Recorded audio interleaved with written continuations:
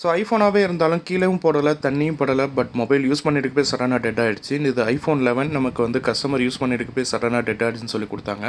So நம்ம mother போர்டை ஃப்ரேம்லேருந்து கலட்டி செக் பண்ணி பார்க்கும்போது 800 மில்லிஆம்சர் வந்து ஆட்டோ கன்சியூம் ஆனிச்சு. அதாவது ஷார்ட்டில் இருக்க மதர் போர்டு எங்கே இருக்குன்னு தெர்மல் ஸ்கேனரில் வச்சு பார்க்கும்போது பார்த்தீங்கன்னா சார்ஜிங் செக்ஷனில் தான் வந்து ஹீட் ஆனிச்சு. ஸோ iPhone Xக்கு அப்புறம் வந்த மாடல் எல்லாமே சாண்ட்விச் போர்டுன்றால இப்போ நம்ம 2 போர்டை செப்பரேட் பண்ணி எந்த போர்டில் ஷார்ட் இருக்குன்னு சொல்லி எக்ஸாக்டாக நம்ம கண்டுபிடிக்கணும். செக் பண்ணி பார்த்ததுல lower board okay, upper board தான் வந்து ஷார்ட் ஆகிட்டு இருந்தது. ஒரு கெப்பாசிட்டர் வந்து ஷார்ட் ஆயிருந்துச்சு. ஷார்ட்டான கெப்பாசிட்டர் ரிமூவ் பண்ணி இப்போ நம்ம ரீடிங் கரெக்டாக இருக்கான்னு சொல்லி செக் பண்ணி பார்த்தோம். இப்போ டிஸ்பிளே கனெக்ட் பண்ணி டிசியில் ஆன் பண்ணி பார்த்தோம்னா ரீடிங் நார்மலாக இருக்குது. மொபைல் வந்து சக்ஸஸ்ஃபுல்லாக ஆன் ஆகிடுச்சு. ஸோ இந்த மாதிரி மொபைல் உங்கள்கிட்ட இருந்துச்சுன்னா என் ஸ்க்ரீனில் தெரியிற நம்பருக்கு காண்டாக்ட் பண்ணுங்கள்.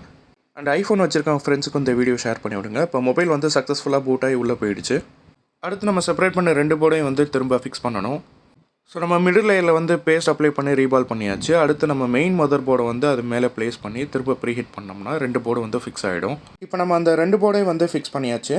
அவ்வளோதான், அது மொபைலோட ஹவுசிங்கில் ஃபிட் பண்ணி மொபைலை வந்து பக்காவாக ரெடி பண்ணியாச்சு. அண்ட் இது மாதிரி வீடியோ தொடர்ந்து பார்க்க என் பேஜை மறக்காமல் ஃபாலோ பண்ணுங்கள்.